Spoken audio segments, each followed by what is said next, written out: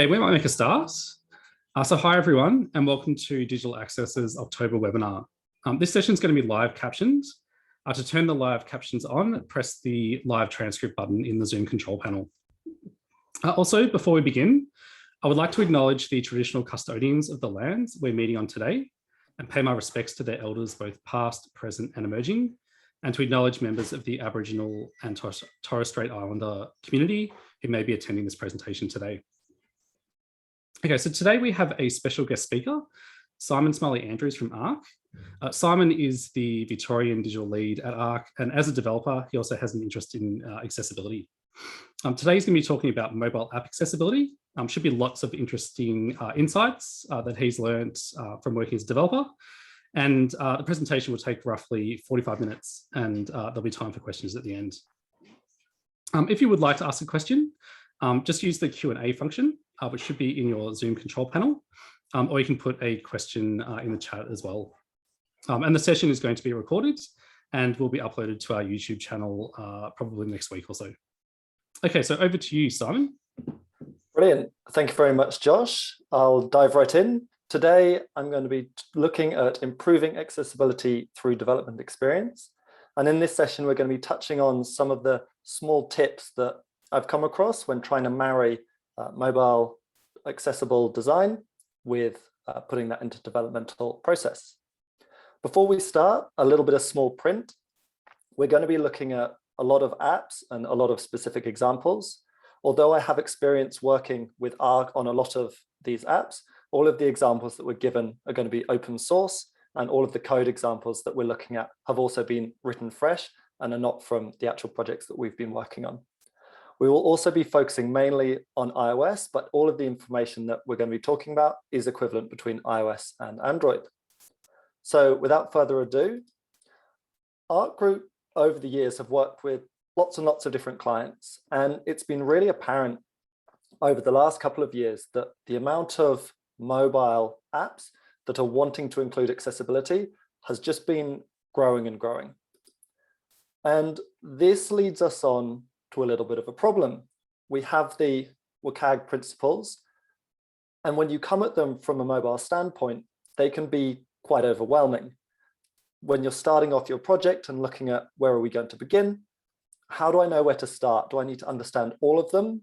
Do I just jump in? And what's going to be there to bite me if I don't think about them early enough? So we have the four accessible standards: perceivability, operability, understandability, and robustness. But each of them has sections inside that, and then success criteria against them too. And so there are 78 success criteria that we need to be thinking about, ideally before we even start putting pen to paper, making the design and putting that into place. And this is the real problem that we find ourselves in when looking at accessibility for the mobile platform. These have originally been created for web. How can we translate them into mobile when actually there is no direct one-to-one correlation? And this is going to be what we're going to try to just touch on today. Now, I think it's worth going through first what this talk will not be doing. We're not going to be going through the individual standards, and ideally we're not really going to mention them again after this. This talk isn't a complete guide. It takes years and years and years of working with the software to put together an accessible solution, working with design teams, and it would take far longer than 45 minutes. And we're not going to be showing specific implementations as well. This is a non-technical talk. We will have code, and we will be looking at specific components and constructs, but no technical knowledge is required. A lot of it will be understanding the tools that developers use, so that as designers, we can approach this and understand how to build up these solutions to begin with. So what will this talk do? We will be touching on specific mobile standards that I have put together as a really good way to approach the WCAG principles when looking at mobile. We will be recommending solutions. What examples are there, and how can we shift the paradigm to start thinking from the beginning about inclusivity? And we will be trying to improve your approach, looking at the tools that the developers use and gaining that understanding so that actually when we design things, they will be accessible from the get-go. So the first place to start is to take all of the WCAG standards and try to split them up into generally 5 principles. These are large text, contrast, voiceover, focus, and then everything else. I'll go through each one just to confirm what I mean by that. Large text is pretty obvious. On your phone, when you increase the text using the inbuilt functionality in your phone, we want the views to scale and we want all the information to still be available, no matter the text and also no matter the phone type that you have, big screen or small. Contrast, we want the color palette to be fully contrastable so that people with visual disabilities can still make out the text that you have.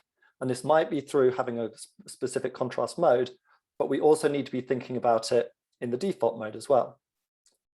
Voiceover and focus is the label which is read out when the voiceover functionality goes over a component. And focus is what is actually focused when things are read out. How can we start improving that so that the focus flows through the app itself? Everything else then just picks up everything that doesn't fit into those first 4. It might be looking at a specific example that you might have for your app. So if you have video in your app, knowing about pause, stopping, and hiding of videos is useful, but there's going to be a lot of standards that aren't going to be relevant to you and your specific project. So what this gives us immediately is, first of all, a foundation for accessibility. We're not looking at lots and lots of different individual points. Instead, we're looking at concepts that we need to build into our app.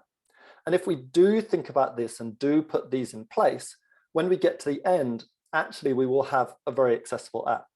It might be that we still need to dot a few I's and cross a few T's, but if we put the foundation in place here, actually, a lot of the other functionality can be extended from this. We also get a really good concept to be able to explain to stakeholders, developers, and team members. Rather than taking them to the WCAG website and showing them specific requirements, instead, we can talk about much broader concepts, explain to them large text, how it fits in. And that really helps us when dealing with teams that might not have actually encountered accessibility and inclusive design before. So what next? We've split it out into these 5 sections. Well, we're going to be looking at specific tips. How, if we approach these, what can we put in place so that actually our development of process goes a lot easier? We'll be going through them each in turn and looking at different tips regarding to large text, contrast, voiceover, and focus, and how we can put things in place at the very beginning of the developmental process, which we can then use and take advantage of right the way through. So tip number 1, optimize only for normal text. Now, I do want to clarify what I mean here. We want the default text size to match the designs exactly.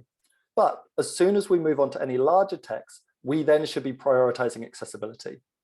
And so this allows us to work with the designers for them to have their vision and put together their branded design, but also for developers to know that we don't have to have 200% text size still matching this very intricate and complex design.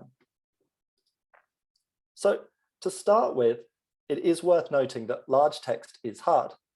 We have lots of different phone sizes, and then on the phone itself, we have text sizes from extra small all the way to accessibility extra, extra, extra large. And the first way we can start dealing with that is by using horizontal design. A major problem is where you have 2 pieces of information next to each other, and they start competing for space and truncating the text when they both start getting big. The next is that we have a lot of unique cases. We have different brand information, different designs. And so every time we need to approach this from a new standpoint to get it right. Another thing is that we have lots and lots of different considerations: the phone size, the text size, the specific text that might enter into it. If we have a date, what is the longest date that might come up and potentially break in certain circumstances? And the answer is not to then only design things vertically. All the information goes above, above, above each other, always enabling us to spread out horizontally as much as we want. That is not going to be a solution that we can take to designers and change what we're doing. What we want is design that works for everyone, but can also have flexibility to change based on the product. So here we have a screen, and it is a screenshot from the PTV application, and it is a screenshot from the Journey Planner page. There are 3 different points, and they are pointing out the first, complicated design. We're going to come across a lot of complicated designs where designers want to reinvent something, and we will start having to think about solutions where large text and complicated design can coexist. The second point is inconsistent horizontal elements.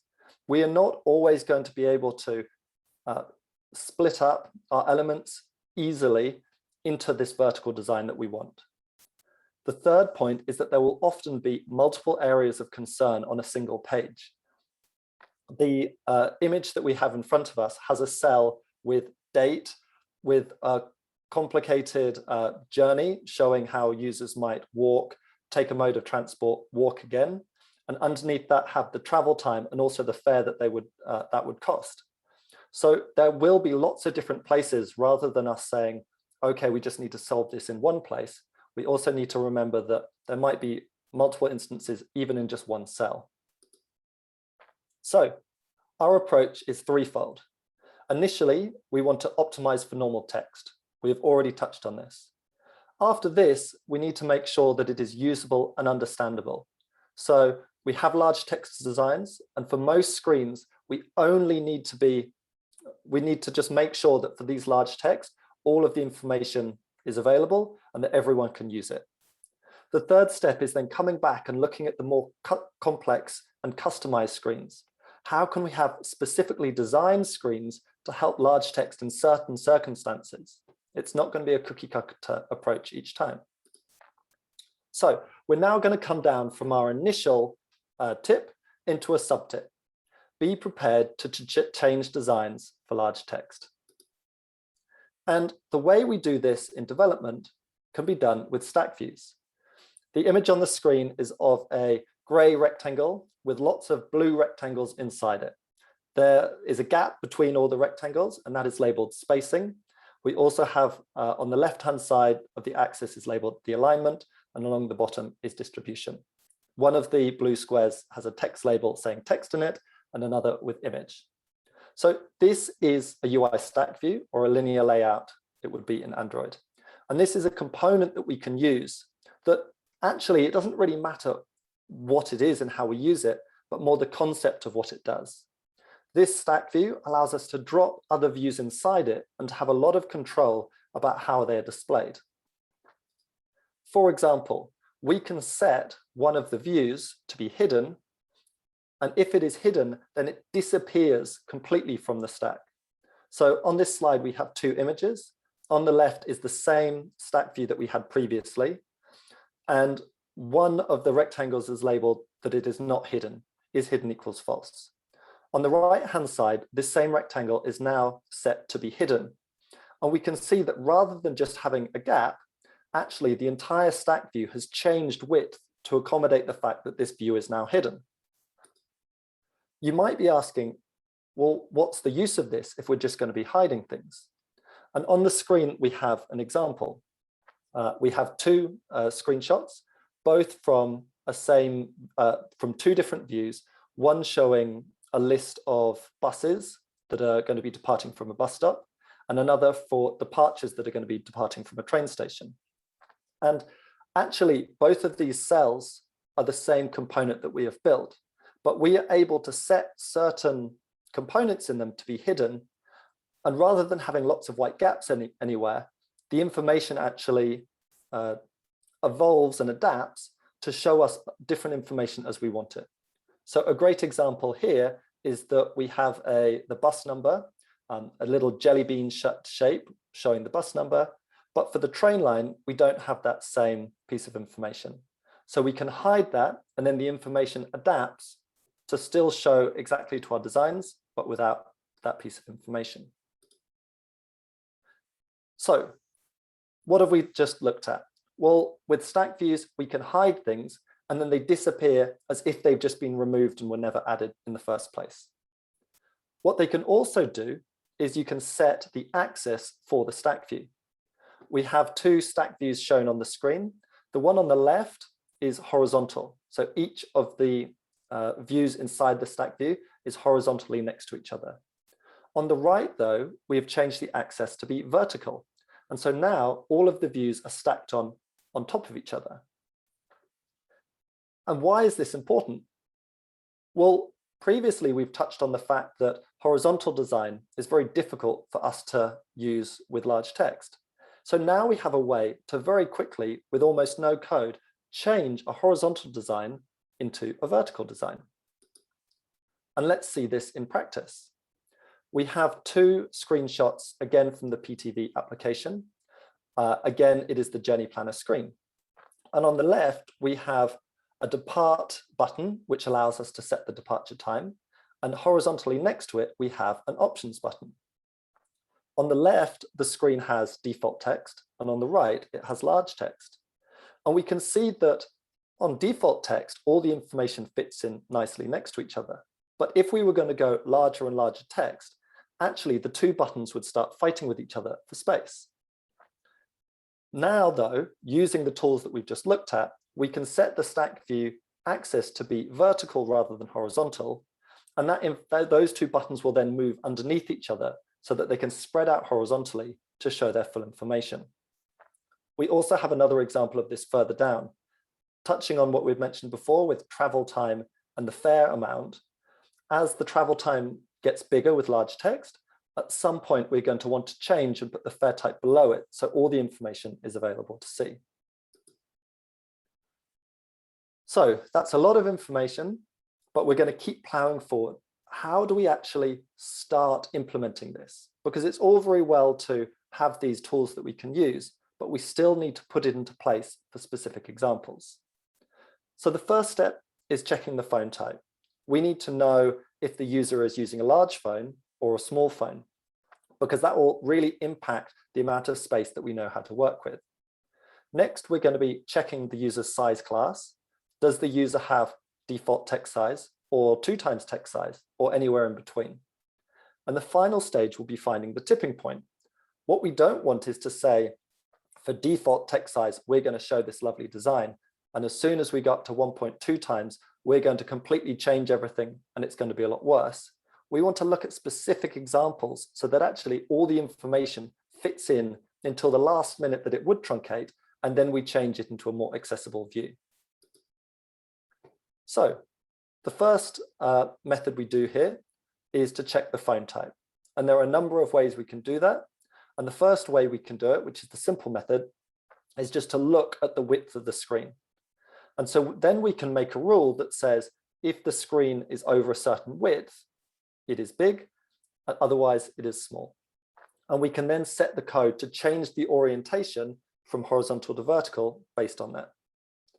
We do though have a little bit more at our fingertips if we want to, where we can check the specific device type. And that gives us a lot of granulation to say, if the phone is an iPhone 5, an iPhone 5S, and an iPhone SE, then we want to change the orientation. Otherwise, we don't. So we've checked the phone type, and now we want to look at the size classes. And we can do that by looking at the preferred content size in the app. And that will return us the factor that the text is sized up.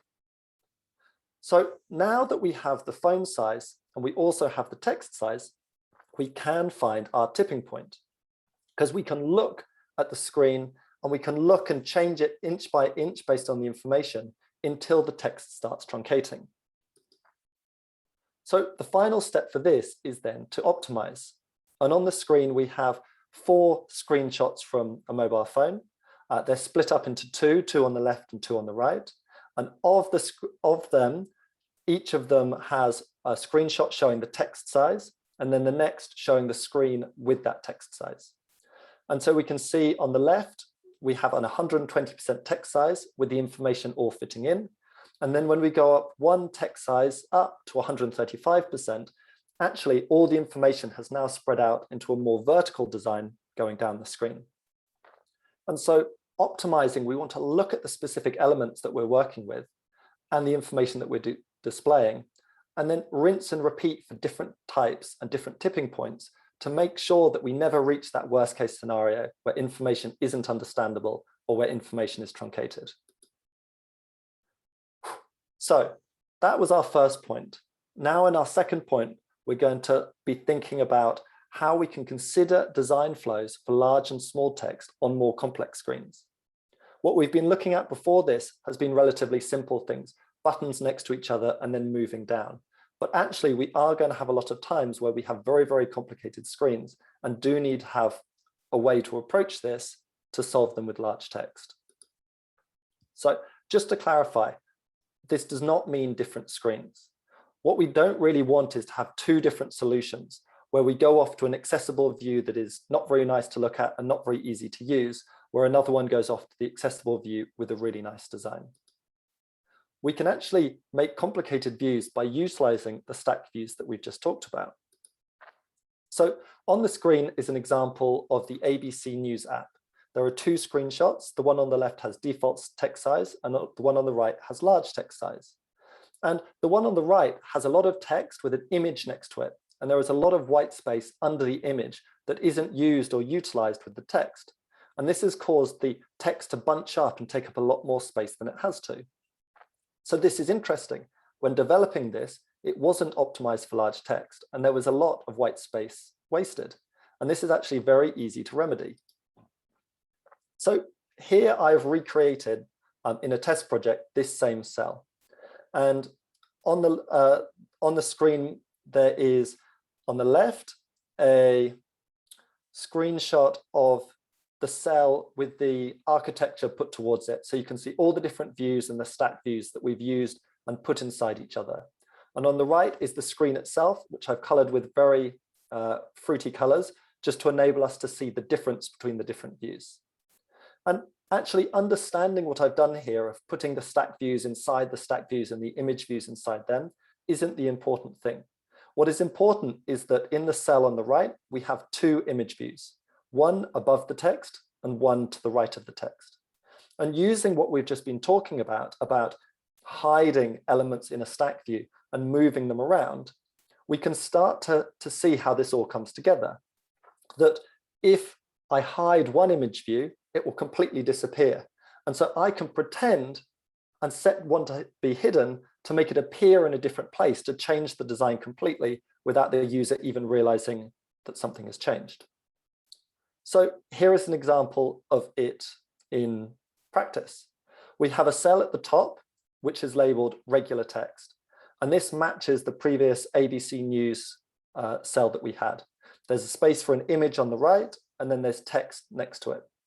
And in this, we're setting the accessibility image view as hidden, and we're keeping the regular image view container as not hidden, so that it just displays in the default setup.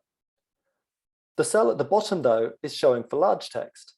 And so now, if we set the accessibility image view to not be hidden and to hide the other one, suddenly the stack views will open up and have this additional space for an image. And we can see on the right that now the text goes all the way across the full width of the screen, which will enable the information to be seen a lot more clearly, but also enable us to have all of the same images and text on the same screen. So we can also go a step further. On the screen, we have a screenshot from the PTV application from the journey details screen. And on the left is a default text size image view. And apart from all the journey details information of what time the train leaves, going down the middle of the screen is a bit of a train line with different colors showing what mode of transport you're going to be taking. So a blue line with blue train icons to show a train journey, a gray dotted line to show an interchange, and then a purple line with a disruption alert to show the next journey that you'll be taking. Now, immediately, this is when you first see it as a developer, you have a bit of a shock. We've got so much information running in two different columns down the screen, parallel to each other. How are we going to fit it in once large text starts getting bigger? As soon as the date on the left starts getting bigger, we're going to have less and less space, and we still need to have this working for an iPhone 5. But we can actually use the technique that we touched on before. In the screen on the right, the line going down the middle of the screen has been shifted all the way to the left. And the date, rather than being on the left-hand side of the line, has now moved above that information. Once again, we have changed the design away from that horizontal design into a more vertical setup. And this is a great example of how we can move things around and use the software in the background to change the flow, including the same screen. Actually, this is quite simple. We're using the same concepts as we talked about, hiding views in one place and showing them in another, and using stack views that do a lot of work behind the scene. It then moves the rest of the screen across to take this into account. This view is very, very complicated. If you keep going down the screen, there's a lot of different cells, but actually the solution is very straightforward and can be implemented over and over again to make sure that with default text, we have a really detailed view. But when we go up to large text, none of that information is lost. It's just that it's displayed in a slightly different way. So conclusion, and I hope that people aren't lost or getting switched off by us looking at technical components and a little bit of code. Point one of the conclusion is understanding the tools. You don't need to understand how to use them, but it is worth understanding how they work and how other people use them. Understanding the development tools will enable you to keep how the developers will develop them in mind when you're putting together your designs. Point two, being flexible. As a designer or an accessibility expert coming onto a team, you do need to work with the development team. They will be the ones that have to make it at the end of the day. And if you work with them and talk with them through solutions, actually you will often be able to come up with a simpler and more inclusive design. And point three is use sparingly. This isn't a way that we can now give free license to designers to do whatever they want. Actually, most screens don't need this level of complexity and should go together quite nicely with large text in that vertical design. If you keep finding yourself needing to do this, you probably need to revisit your requirements because you might be trying to make your app far too complicated than it needs to be. So that was point one, looking a little bit at large text. We're now going to come on to tip two, which is thinking ahead. What can we put in place in our app to ensure that we have accessible and inclusive options right the way through the development process? So tip 2.1 is planning for contrasting modes by localizing colors. Now, what does that mean? Well, when you start your project, you will probably have a color palette of all the colors that you want. And when we define a color, we will often define it with the red, the RGB color values against it. And with those three numbers, we can then know exactly what color it will be. But when using it in a project, we don't want to keep having to define those color values each time we use it. So we can localize these colors by putting them as a specific color into our project. On the right of this page, we have an image of about 8 colors sitting in a folder, and each of them is named after the color that it is. And on the left, we have some simple code that shows us how we get it. We ask for the color, name the specific color, and then we set it, the background color of a view, to make it that color. Setting these colors in our localization folder enables us to then always go after that specifically named color. And if we want to change red to a different shade of red, actually, as long as we don't change the name, but just the color, when we run the app, all of the instances of red will be updated to do with that. The interesting thing is that we can actually take this one step further. As long as we localize all of our colors, we can now start thinking about how we would localize them and use that for when we want contrasting modes in the app. And the best contrasting mode that we could have would be all of our light colors going to white and all of our dark colors going to black to have the best contrast against them. It might be in the app that we have an accessibility settings mode where we can turn contrasting colors on and off. So really, when developing, we don't want to have colors specifically linked to things. We don't want to have every time we use a color, logic asking us what color we want to set it to. And here is an example of a way that we could approach this. what we could do is match each color with an accessibility color. So dark colors would go to black and light colors would go to white. So now when we reach out to get the color for our screen, we can check whether contrasting colors is on or off. And that logic will then either pass the color that we want or the accessible color to go along with that.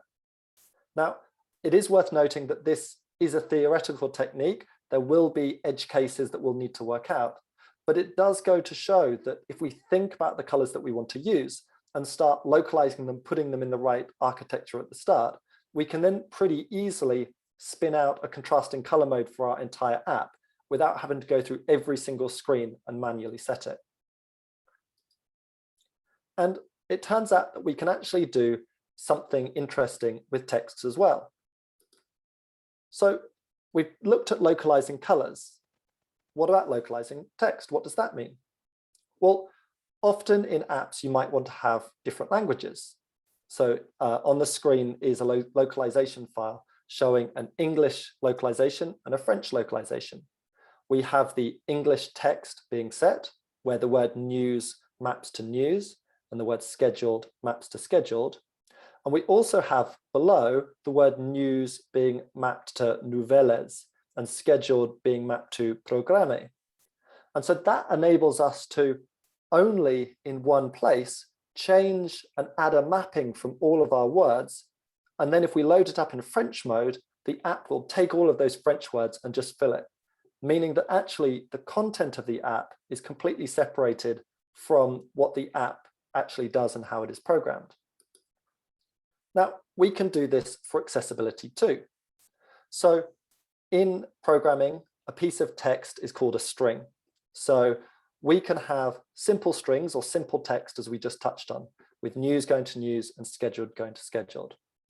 We can go down to the next level where we might be creating for enterprise apps.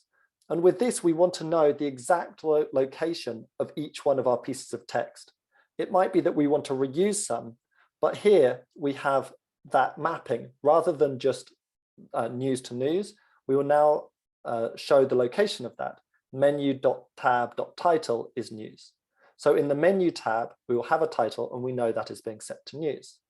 The bus.cell.title is now being mapped to scheduled. And that will tell us exactly when we look at this file, where that string, where that text is being used. And so with accessibility, if we localize this text for accessibility, we can then take it a step further to look at the pieces of information we need and add additional information which will make accessibility better for users using VoiceOver.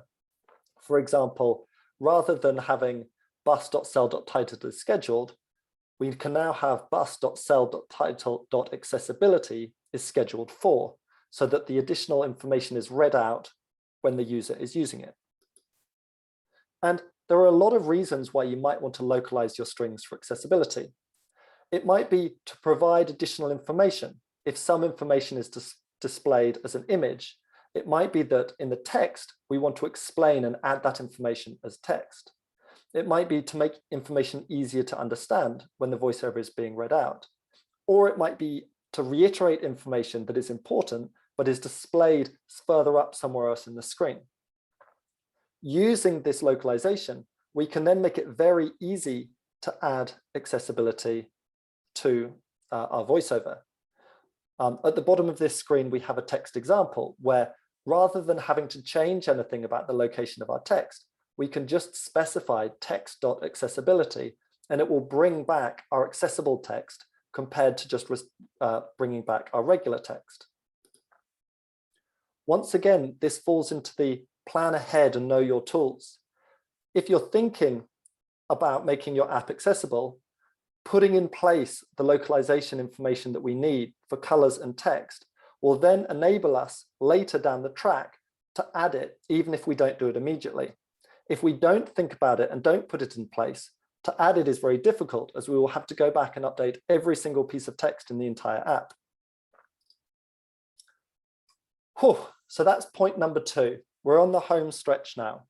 The third point is being sensible. And in this part, we're going to be looking at a few quick-fire tips about how we can improve the way that we approach accessibility to make sure that our design and development is inclusive for everyone. So the first one is only supporting a fixed voiceover and large text. And I think it's worth amending that, saying that when we're looking at an application and wanting to add accessibility into it, there will be a certain amount of time required to support everything. And so I'm not saying never do these things, but look at each thing that you can be doing and try to get the most bang for your buck based on the budget that we have with the project. On the screen, we have 3 different screenshots of the ABC News app. The far left has the default text size. The middle one shows where we have changed the text to a large text while using the app, and all of the information has gone on top of each other. The final picture on the right is where we have had large text and then gone down to default text, and there are a lot of gaps above and below different views. And this highlights what I'm talking about. The chance of someone using your app changing their settings is pretty low. So we don't need to spend as much time as we would on other accessibility features to make sure that if a user is inside your app and they change it, that it completes and creates the view as you would expect. A user, if they do find themselves in this situation, might have to force refresh the app for it to reload the app with your settings. But in the scale of important factors that will have a massive difference on a lot of users' lives, this one is very, very low down that list. So start with the things that offer most value. Start with large text, contrast, and all the ones that we have talked about. If you get to the end and you've still got some budget and you have a number of these, keep track of them. There is always going to be a trade-off between what you can do and what you can't do. So there is always a time that you can come back to it and update it later. Tip number 3.2, have an alternative for maps, but generally have the screen reader ignore it. So this is obviously a case-by-case basis, but on the screen we can see 2 screenshots. On the left is the PTV application with voiceover off. It's showing the journey details screen with a map showing the route the user is going to take. On the right, we have the same screen, but when entered with voiceover on. And by default, the map starts and is hidden. And instead, all the information that was shown on the map is now shown on the screen, and the user can swipe and get to that information more quickly. So once again, it's thinking, how will the user come into this app? How will they relate to this screen? And how can we make sure that we can get them information that is usable and understandable as quickly as possible? Point number 3, ignore landscape. Now, I have to clarify this. Again, pick your battles. We want to optimize for as many users as possible. If we focus initially on landscape mode, it might be like, and generally in software development, it will take a lot of time to create the same views for large text and also in landscape. And if we do that, it might be that the scope for the accessibility for the rest of the app is reduced, but it also might mean that the experience for everyone is reduced, but not quite as much bang for your buck. And it's sad, but actually money is the defining attribute that governs a lot of companies when they're making their app. And the additional complexity and additional time that it would take to develop what is already a very complicated screen and then put it in landscape mode isn't at the top priority and isn't worth it compared to improving a lot of other things about the experience itself. I would always, when talking to an app developer or a client who's coming to me, encourage them to optimize as many screens as possible for landscape mode. But if it's going to shift other functionality off the table, it's not at the top of my list of priorities. Tip number 4, scaling icons. So when dealing with large text, we're going to have text which is getting larger, but also icons that might want to get larger. Having a general rule that every icon everywhere is always going to get larger isn't going to solve us the best way, because sometimes we just don't need that icon to scale. And the general rule that we've come up with is, if an icon is replaced by text, then we do want to scale it. But if the icon is next to text that shows the same piece of information, then we don't need to prioritize scaling it. On the right-hand side of the screen, there is an example, again from the journey details page of the PTV application. We have an image showing a Mikey image, and that is labeled scale, because if that image doesn't scale, then users with visual disabilities won't be able to see it and won't know the ticket type of this fare. Next to it, though, we have the Mikey $ next to the fare type of this journey that then says $12.50, again with the $. So this image is additional to the $ information that it provides, which makes it much less important to scale if it's going to add a lot of time and complexity onto this screen. Finally, different flows. If we can, let's put different flows into our applications and think about them to optimize the flow of the user through the application. Through this talk, we've touched on a number of different ways in which we can find out about the settings that the user is using when using the app, what size text they have, what size screen they have. We can also know whether the user is using voiceover functionality at the time. And this gives us a lot of fine control and granularity to put and change the experience that a user has as they are using the app to make it better for them. And so, again, we don't want to overdo this, but using the previous tips that we've had, scaling the icons, showing or hiding maps, we can actually improve the experience for a user and tailor it to their specific need.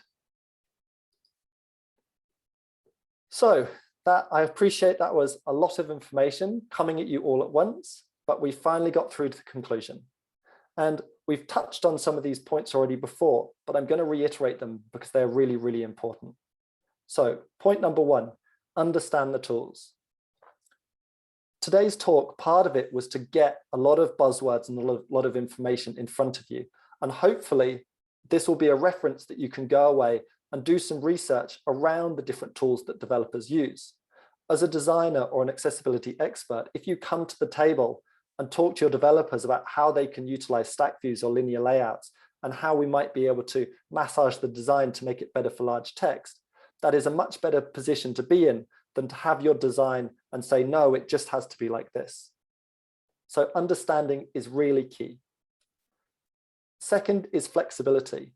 In a lot of the designs that you saw with the PTV application today, the reason why we managed to come out with such a flexible and accessible design was flexibility both from the design team and the development team. The design team need to be willing to come to the table and modify and tweak their design to make it easier for the developers to develop it for accessibility. And the developers need to be willing to think outside the box. How can we use the tools that we have to then create something that isn't as simple as it could be, but will provide a massive difference for users that are using large text, for example. And the final point is think ahead. It is so difficult, almost impossible, to bolt on accessibility once a project is finished. To do this, we would almost be redesigning every screen in the app, every cell in the app, to change the design for large text. If we think ahead and put in place a few little pieces of architecture, actually, we can almost ignore accessibility for a lot of the development process. That architecture can then be built on, and the inclusive flows can then be worked on. Generally, we should be thinking about accessibility at every stage of the process. The product inception, working with the designers and the user experience people, through the BAs and user stories, the developers developing the code, and then the testers testing it. But thinking ahead, thinking about the tools that we have and the architecture that we want to put together throughout that will enable us to go from start to finish with a lot less bumps along the journey. Thank you very, very much for listening and for joining me today. And yeah, I'd like to open everyone up for questions if you have any.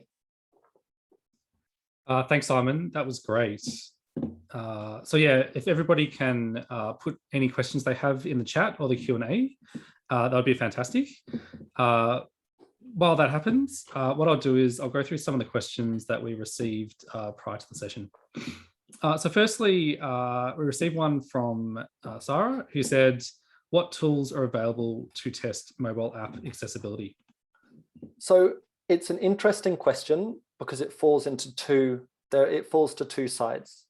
For software developers in writing the application, there are a lot of different tools. Just on your Mac, there is a tool called the Accessibility Inspector, and that enables you to jump through the application when developing it on your simulator and see where the focus goes, see what the voiceover is going to read out. We can then set the text to be large and small and everywhere in between as we're developing with it. We also, on your Mac, can use there's a contrast analyzer free downloadable plugin that we can use. And that enables you to click on two colors, and then it will show you and tell you in live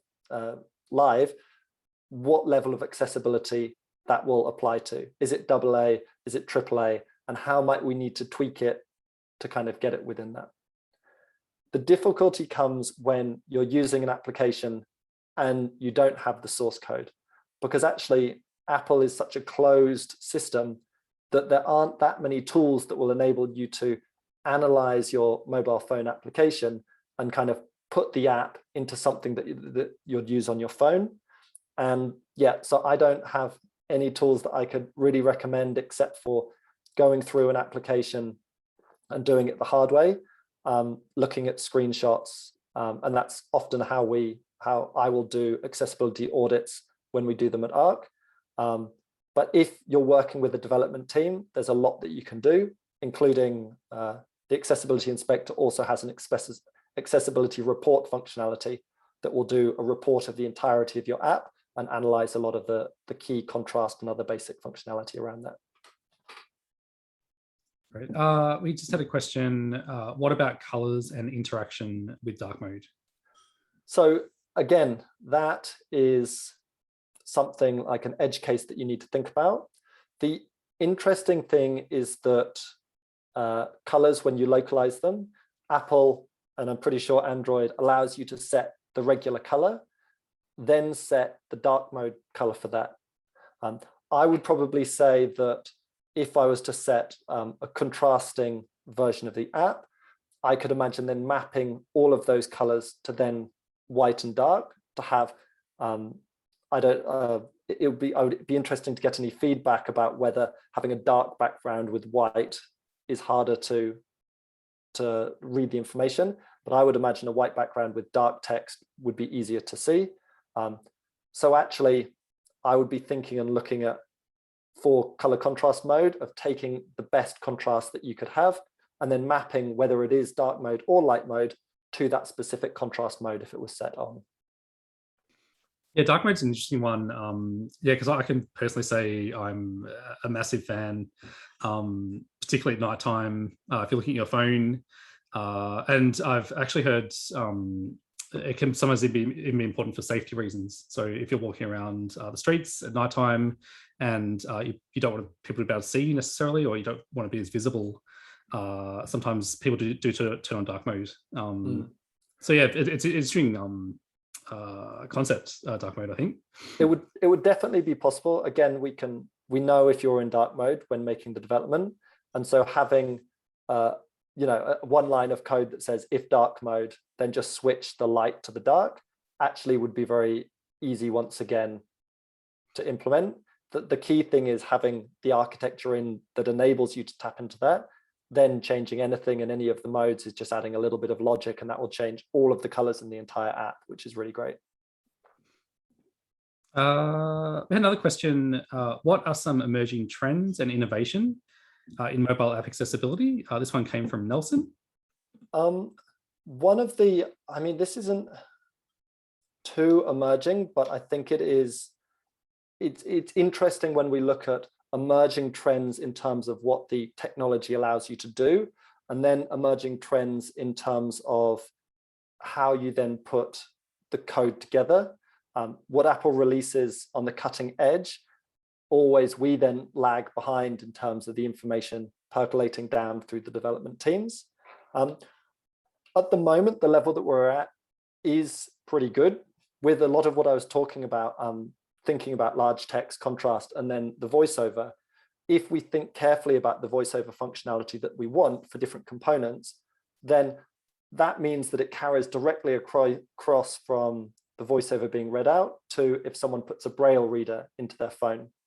It also then, if a user is using voice control, for example, on Apple, will show a little label showing the accessibility label that we've added, so that if you're looking, you can then set up a grid on your phone and then speak and say which button that you want to press based on that. So yeah, there's a lot of, Apple is releasing a lot more, and Android, a lot more functionality in this area. It's slowly starting to get through to us. A lot of it though is kind of on the peripheries, little changes that they put in to make the experience a lot better. That's great. And just to add to that, there's actually one that we are hoping to do a little bit of research on potentially in the next few months, and that's really around audiographs. So that's a new accessibility feature. I think they released in the last 6 months or so, and effectively it enables a person to listen to a line chart as opposed to looking at it with their eyes. So yeah, there's certainly loads of innovation going on. I've got another question from Natalia. On the think ahead principle, do you have any tips on architecture that would enable voiceover support? I suppose it's hard. It's an excellent question. It's hard to answer because the architecture of every screen is different. If though, when putting together the architecture of the view, if we think about the information that we're showing as the user comes down the screen, of them flowing down the screen, if we can combine different pieces of relevant information into different components, that means that as the user changes and the voiceover goes from view to view, we can have enough information and relevant information all packaged up at once to be read out all at once. But we can also not overwhelm the user with all of the information all at once, so they might have to re-listen to it. So part of it is splitting the view up into subviews, which have different pieces of information that go along with them, so that an entire view might be, I don't know, 4 or 5 swipes to get from the top to the bottom with all that information being read out to them. Obviously, cells will contain similar information, but for different things that a user might want to click on. But once again, we're packaging all of that up into one component and then reading that out all at once. So I didn't touch on this in this talk, but we can set views in the hierarchy to be accessible or not. And if they're not accessible, then they just disappear in terms of the voiceover reading them out. And so that enables us to create a flow of information that might be different from what a visual user would see, so that the flow can actually come round in the way that you want the user to experience that information, rather than necessarily being top to bottom and left to right. Although top to bottom, like if those two can match up, that is ideal, but we do have the power to change the order that the user goes through them to make sure that the information is clear and understandable. Chamitha asked the question, do you have the design team create any screens that may require layout changes for accessibility upfront to avoid iterations during development? Yes, and that is, if you can do that, a lot of it is working with the design team, A, getting everyone on board, and B, hitting a rhythm and cadence with the project. For PTV, for example, for complicated screens, we would have separate Zeppelin designs, one for default text size and one for large text size. And even just creating those different screens would then enable us to really sit down and have hours and hour-long meetings discussing how the large text design that had been put together would be very difficult to code, or actually we think it could be a better experience for the users. And once having those two next to each other would then allow us to architect the screen in one go, as we would be able to see both of those stages. It also gives the development team a lot of concrete, confidence in what you're developing, because now you have a default text that you're developing against and a very fixed large text one that you're developing against. And so then if you draw a line between them, the solution will then encompass all of the different text sizes inside. So for most screens in an app, this isn't required. If you have a settings menu and you know that the text is just going to get bigger, that's fine. You don't need to waste the time doing that. But when you have very complicated screens, actually laying it out really saves time, because the development team put together the right solution first time, develop exactly against what you want it to look like, and then by the end you have two designs which are pixel perfect on how you want it to look.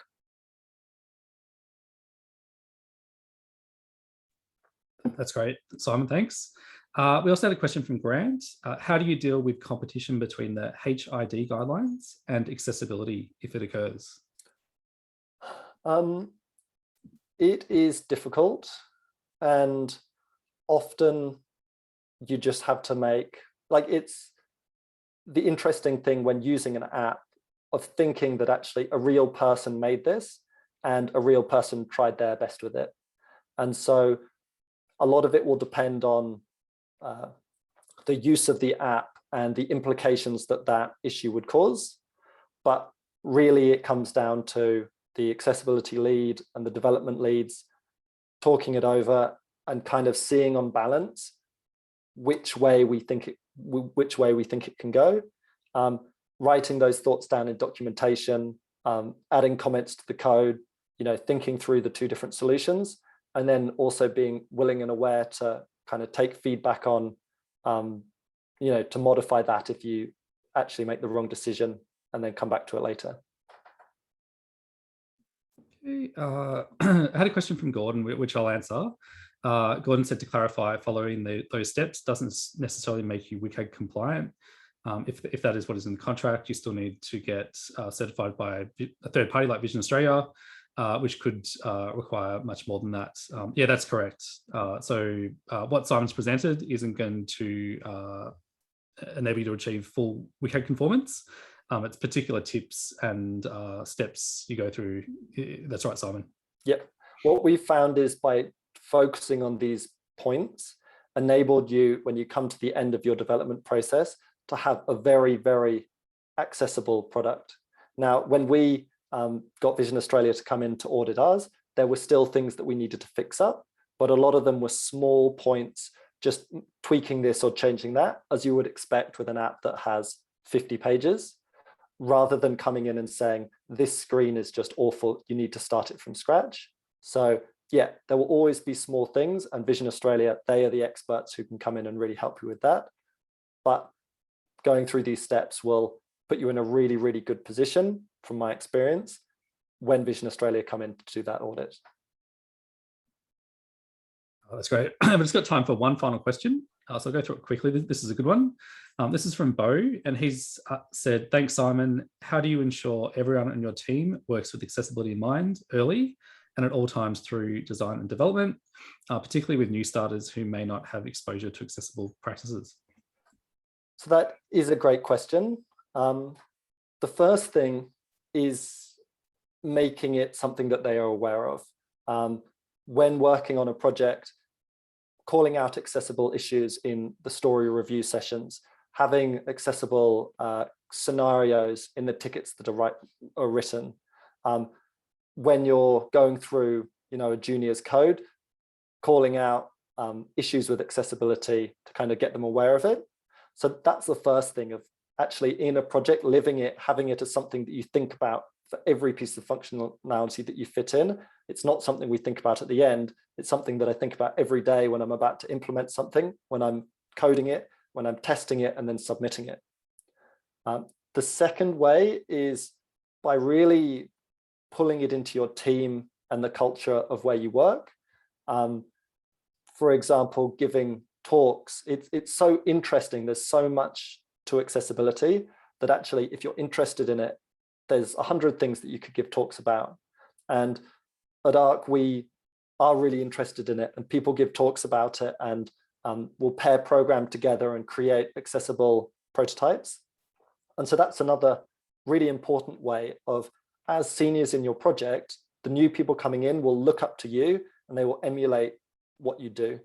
And so at Art Group, we put accessibility front and center and really hang our hat on it because we think it's really important and our developers find it very interesting to do. And it feels very worthwhile when you have a complete product that you can release. And that goes along with a lot of things. Accessibility takes more time and it is harder.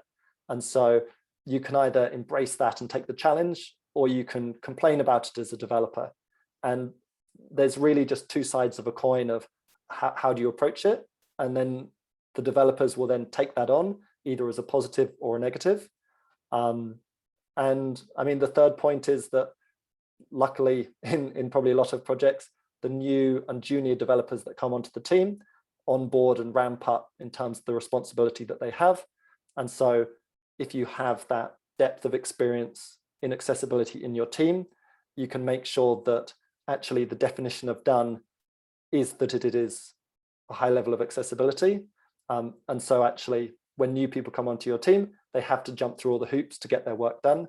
And naturally part of that is making sure that it's accessible, and supporting them in learning all the tips and tricks, and consoling them when it's hard and they have to spend a couple of extra hours fixing the large text. But yeah, that's all part of the job. And I really enjoy it when we have new people into the team and I go, have you ever heard of accessibility? And they say no. And I can spend a couple of hours running through them, all the different things in Xcode and on mobile apps that we've done and really see them get inspired by it and want to learn more. Great, thanks, Simon. So we might finish up. We're just 2 minutes past 1:30 in Melbourne. So thank you so much for coming in and giving that insightful presentation. I should mention that there were a couple of questions we didn't get to, which we'll aim to respond at after the session. Also, do feel free to contact us at Vision Australia if you have any accessibility questions about mobile apps, or you want us to look at something or help with a project that you're working on. We're always happy to help on those projects. I'm not sure if Simon, you want to say anything about ARC as well? I don't know. I wasn't quite prepared for that. ARC is, I mean, we're really interested in accessibility. We have worked with a lot of really worthy companies who have really interesting projects, really delving into accessibility and inclusivity. If anyone is interested and even just wants to reach out to chat, I always like talking to people. If you disagreed with anything of what I've said today, reach out. I would love to hear your point of view. I'm still growing and learning on my journey with accessibility, and I don't pretend to think that I know everything or to have everything right. So yeah, I'm really happy to be able today to have talked to a part of the accessibility community in Melbourne, and hopefully this will just inspire more conversations and more things going on for this to have more accessible products being released in the future. Absolutely. All right, so we might finish up. So thanks everyone for attending, and hopefully we'll see you in our next free webinar next month. So thanks everyone. Bye. Bye.